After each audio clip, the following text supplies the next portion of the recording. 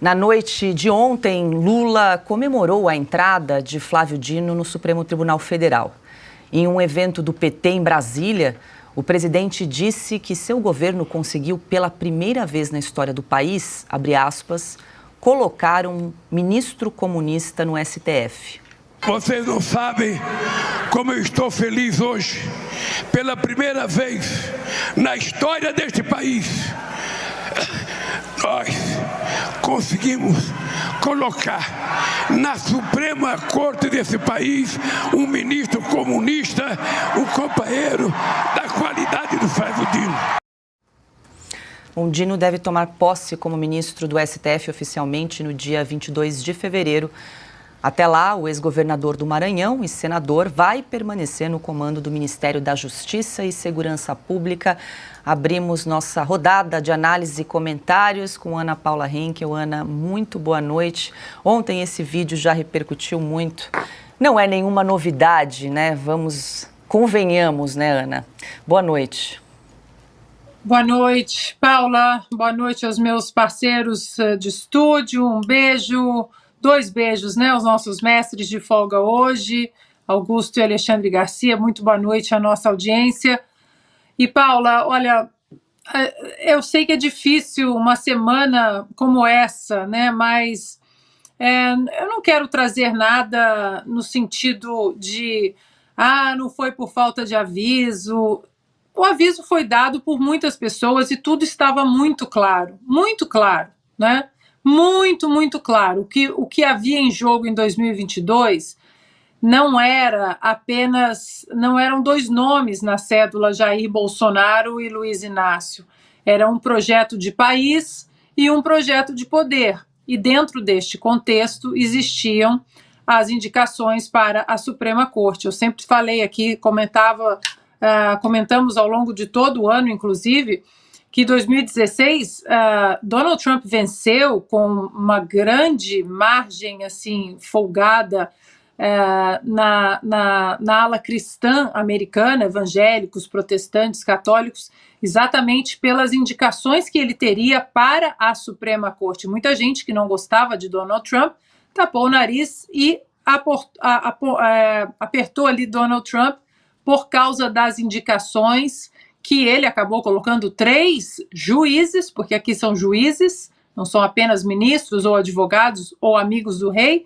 Ele acabou colocando 3 juízes originalistas e constitucionalistas na Suprema Corte Americana, e hoje nós já temos, né, essa colheita, principalmente na reversão de um direito que nunca existiu na Constituição americana, que aconteceu, foi colocada ali exatamente por uma corte ativista em 1973, que foi o direito ao aborto. O ano passado, esse ano, tudo foi revertido, colocado de volta para os estados, como diz a Constituição americana.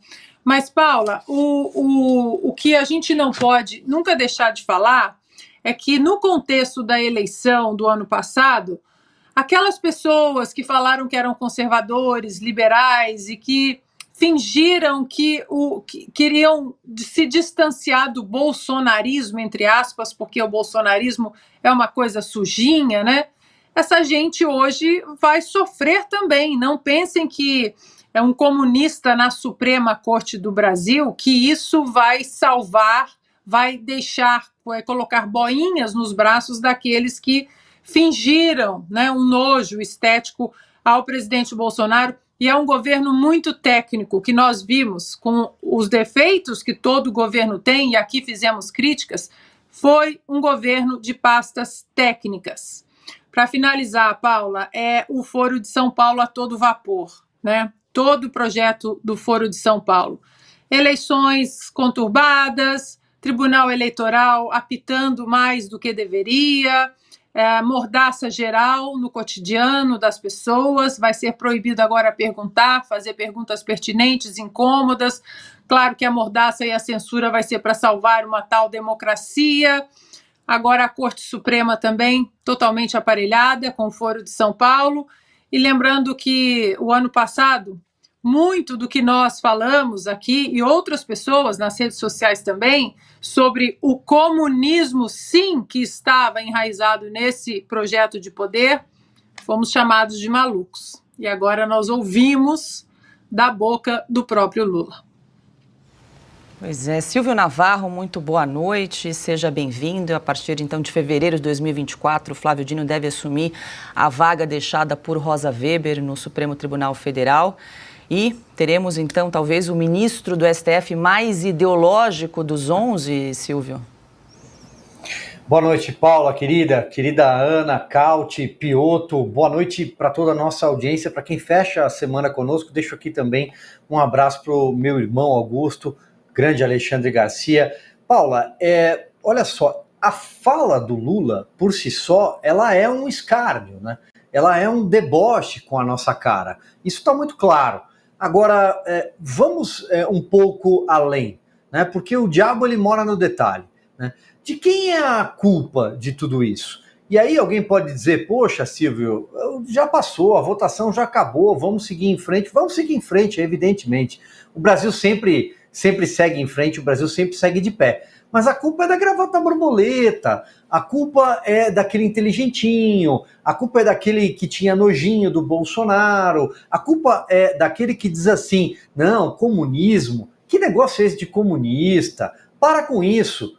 Aliás, o próprio ministro Alexandre de Moraes debochou disso recentemente. Tem uma fala dele perfeitamente encontrável na internet, que ele disse assim, comunismo é coisa de velhinho, é coisa de quem está tripudiando. Não, e agora o Lula faz questão de, ali, com ar ofegante, entre um engasgo e outro, falar verdades. Ele diz assim, eu coloquei um comunista no STF mesmo, olha onde eu cheguei, porque eu posso. O recado que ele está dando é, eu posso, a Suprema Corte é minha. Eles me tiraram, me reabilitaram para disputar eleições, eu virei presidente da República, tá tudo certo, mas eu é quem indico também quem está lá. Então, isso aí é uma faca que tem duas pontas. De um lado, o Supremo acha que tem o presidente da República na mão, mas o presidente da República também acabou de colocar lá o Flávio Dino. E o Flávio Dino pode causar confusão para eles também. Acho que essa conta, talvez, quem manda no Supremo Tribunal Federal, ministro Alexandre de Moraes, ministro Gilmar Mendes, talvez nem eles tenham feito essa conta, porque estavam muito mais preocupados com a indicação do Paulo Gonet, o ex-sócio do Gilmar Mendes, para a Procuradoria-Geral da República. Claro, o Gilmar Mendes não quer ter problemas como teve com o Rodrigo Janot no passado, por exemplo, que conseguiu escrever num livro que puxou uma arma para matar o Gilmar Mendes. E ali teve problemas sérios. O Rodrigo Janot pediu mais de uma vez a saída, que Gilmar Mendes se declarasse impedido de atuar na Lava Jato, porque a mulher do Gilmar, a Guiomar, tem um escritório, é advogada, ela tinha ligação com alguns dos empresários que de alguma forma orbitaram e passaram por processos da Lava Jato. Então, o Rodrigo Janot é uma memória muito viva para o Gilmar Mendes. Agora, será que também os ministros do Supremo não se deram conta de que o Lula colocou lá o Flávio Dino, porque agora ele tem um ministro, mais um para chamar de seu, e um ministro que é raivoso, ideológico, como você bem trouxe aqui. Um ministro que é um soldado de partido. Nós temos o primeiro comunista na Suprema Corte do Brasil. Ô Silvio, nós localizamos esse vídeo do ministro Alexandre de Moraes falando sobre comunismo. Foi num evento no último dia 6 de outubro que vale revisitar. Que é impressionante como o comunismo dá ibope, né? 99% das pessoas que falam nem sabem o que é comunismo. 1% que sabe que não existe mais comunismo. A China é comunista, né? É mais capitalista que nós. O Putin é o rei do comunismo. Mas você fala em comunismo, principalmente pessoas mais velhas, você fala em comunismo, é um negócio... Por que você é contra não sei o quê? Porque vão instalar o comunismo no Brasil. Adalberto Piotto, muito boa noite. E aí, será que Lula estava buscando ibope aí ao falar de um ministro comunista? E qual é a mensagem que ele passa, né, para a população ao dizer que pela primeira vez na história do país teremos um ministro comunista no STF? Boa noite. Boa noite, Paula, Carlo, Ana Paula, querida, Silvio, um abraço aí para o Alexandre e também para o Augusto. Sejam todos muito bem-vindos aqui ao S Sem Filtro. Na próxima eleição, por exemplo, se falar que o Lula é comunista ou que colocou um ministro comunista no Supremo, o TSE vai permitir? Porque ele já era amigo do Maduro, ele já era amigo do presidente da Nicarágua e nada disso foi permitido dizer. Aliás, um monte de coisas que o Lula disse, o Supremo foi lá, o Supremo não, o Tribunal Superior Eleitoral dizia que não podia dizer que o Lula tinha dito aquilo, sendo que o Lula tinha dito aquilo. Bom, só para fazer aqui um exercício de futurologia, uma pergunta, tá? O TSE vai considerar válido ou não o que o Lula acabou de dizer? Porque ele acabou de dizer, todo mundo está vendo. Mas isso é o final do meu comentário. Isso que o Lula disse parece uma ideologia com cheiro de naftalina, mas não é só isso, não. Não é inocente o que ele disse. O Lula fala um monte de coisa. Não. Isso é pensado. Como foi pensada também, ele dobrou a aposta, correu um risco, conseguiu com poucos votos, se comparado, por exemplo, a outros indicados que ele teve, que passaram com muito mais folga no Senado da República. Foram 47, são 7 votos que separam Dino de não ser aprovado ontem, ou na quarta-feira, no Senado. Mas isso é, assim, um acréscimo nesse movimento de reproduzir no Brasil um movimento ditatorial que só gerou fracasso por onde passou. E eu vou recorrer a um lugar comum aqui porque é sempre necessário. O óbvio precisa ser dito neste país e eu vou continuar dizendo o óbvio, sim, com muito orgulho. Vamos lá. De que lado da Alemanha os queriam pular o muro? O alemão que estava do lado de lá ou do lado de cá? Era o alemão que estava sob a influência da União Soviética. Esse que queria pular o muro de Berlim. Não era o contrário. São os cubanos ou os americanos que se lançam no oceano, ali no Mar do Caribe, para poder ir para o outro lado? Não, são os cubanos. Bom, eu só estou dando alguns exemplos. Posso citar aqui os venezuelanos, que só não vem mais gente para o Brasil porque há um controle muito rígido ali das tropas venezuelanas que não permite que eles cheguem, por exemplo, a Roraima. Mas muitos conseguem. E todos que saem com sensação de alívio. Seja aqui ou seja para a Colômbia, que também recebeu muitos venezuelanos. Então, isso não é uma naftalina. Não, isso é um projeto. E a gente vai falar daqui a pouquinho também sobre o quanto que há de comando hoje. A gente tem falado aqui sobre esse consórcio, quase uma oligarquia que comanda o país, né, entre o Supremo Tribunal Federal e o governo Lula, mas isso só aumenta. Se a gente parar para pensar, embora o governo Lula agora vá ter, o próprio PT indicou 7 dos 11 ministros que estão lá, ele tem 9 de apoio. Porque Gilmar Mendes e Alexandre de Moraes, que não foram indicados por governos do PT, são hoje quase que os porta-vozes dessa oligarquia ou desse consórcio. Eles tomam a frente, eles não agem passivamente, eles agem ativamente. A gente viu o Alexandre indo pessoalmente num evento agora, recentemente, lá no Palácio do Planalto.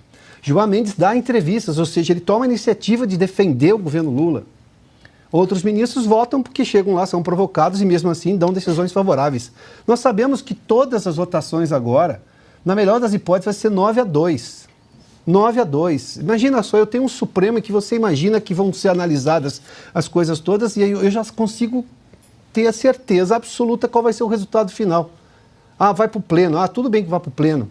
Não pode mais decisão monocrática, mas vai ser 9-2. É só uma sessão a mais, uma semana a mais. Mas vamos lá.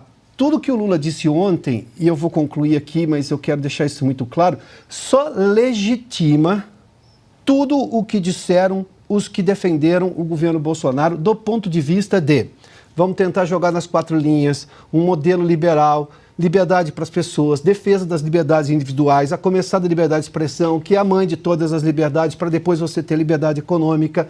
O país vivia de futuro. Estou vivendo um presente e já estou programando um futuro, e um futuro de investimento. Eu falei aqui essa semana que no governo passado você tinha subvenções, sim, para as pessoas mais necessitadas, você tinha lá o Auxílio Brasil, mas as pessoas também viam a economia crescer e começavam a tentar viver por conta própria. Hoje, no momento econômico que o Brasil está passando, é só a subvenção estatal, é só o auxílio governamental, porque cada vez mais pessoas estão dependentes disso. E nós temos um país, sim, com problemas de distribuição socioeconômica. Mas essa legitimidade, todo mundo que apontou tudo isso, e como diz a Ana Paula aqui com muita propriedade, a gente por nojinho não quero votar no Bolsonaro, não quero isso. E não é não votar no Bolsonaro, é restabelecer ou dar ao Lula com tudo que o PT foi nos governos dele, inclusive de corrupção comprovada, a gente viu, o presidente chegou a ser preso, tudo isso aconteceu, apesar de tudo isso, do modelo econômico falido de Dilma Rousseff, que começou assim também no segundo mandato do governo Lula, que era um governo perdulário, que ia continuar a gastar, que não teria responsabilidade fiscal, tudo isso era claro. Mesmo assim, os ilustradinhos, não, vamos votar, porque vamos salvar a democracia, sendo que não havia ameaça nenhuma em relação à democracia. No entanto, apesar de toda essa legitimação que essa frase do Lula em relação colocamos um comunista no Supremo Tribunal Federal, apesar de toda essa legitimidade, ou quanto mais de legitimação do que foi dito no ano passado, pelos que estavam dizendo qual era a realidade daquilo tudo antes da eleição, eu me pergunto qual é a validade disso. Do ponto de vista da honra, é gigantesco. Mas nem a Constituição é respeitada por quem deveria guardá-la. Então, a gente sofre hoje um problema de que o que é legítimo não quer dizer que vai ser seguido, que vá ser seguido. Esse é o drama. Carlo Cauti, hoje conosco na bancada de Oeste Sem Filtro. Muito boa noite, seja bem-vindo. Estávamos com saudade aqui, Carlo, o pessoal no chat também está te dando as boas-vindas. Obrigado. Enfim, já começa aí numa semana bastante agitada, difícil e complicada para o país. Também quero te ouvir em relação a essa fala do presidente Lula, ele que durante a campanha disse que não iria indicar amigos para o STF, né? A primeira indicação foi do próprio advogado, Cristiano Zanin, e agora do companheiro e comunista Flávio Dino. O que a gente pode esperar dessa composição do Supremo a partir de 2024, Carlos? Bom, Paula, podemos esperar coisas bastante complicadas, né? Boa noite, Piotr, boa noite, Ana, boa noite, Silvio, boa noite aos mestres Augusto e Alexandre. Paula, assim, quando o Lula escolheu o Flávio Dino, e depois que o Senado, eu estava lá em Brasília junto com a nossa equipe da Oeste durante a sabatina, quando o Senado aprovou, o Dino me veio à mente um cara chamado Andrei Vyshinsky, que foi nomeado durante os anos 30 na União Soviética como procurador-geral. Ele foi nomeado pelo Stalin e foi o grande promotor dos processos farsa, das grandes purgas, ou seja, ele eliminou todos os potenciais inimigos do Stalin, na melhor das hipóteses, os enviando para a Sibéria, na pior das hipóteses, enviando para o paredão. Então, quando a gente nomeia, como Lula disse um ano atrás, né, Paula? Aquela famosa frase, não vamos nomear partidários, não vamos nomear companheiros, não vamos nomear amigos para o Supremo, e nomeou seu advogado e o ministro da Justiça do Partido Comunista. O que esperar, então, no Supremo do ano que vem? Eu não consigo entender como os nossos senadores não estão percebendo, e também boa parte do ambiente político lá em Brasília não está percebendo esta progressiva deterioração do ambiente da democracia nesse país. A gente está normalizando um ministro do Supremo que nos últimos dias do seu mandato vai num evento do MST e diz que a democracia está em crise. Normaliza, que é o caso do ex-ministro Lewandowski. Estamos normalizando um ministro que diz derrotamos o bolsonarismo no evento da Uni, e agora normalizamos que o presidente da República nomeia o seu advogado e o ministro da Justiça e ainda se vai na glória disso dizendo nomeamos finalmente um comunista no STF e está tudo bem. E não esperamos que a gente vai ter um problema no ano que vem, nos próximos anos, contando que o Flávio Dino vai ficar 20 anos no STF. Como que os nossos senadores que fizeram, com todo o respeito, uma sabatina frouxa, que ali não foi uma sabatina, que ali foi um debate entre amigos, né? O próprio Augusto disse aqui, foi um clubão. Uma sabatina bem feita ia lembrar os abusos que o Flávio Dino cometeu durante a sua permanência no Ministério da Justiça. O fato que ele só entregou 4 câmeras de 185 do dia 8 de janeiro.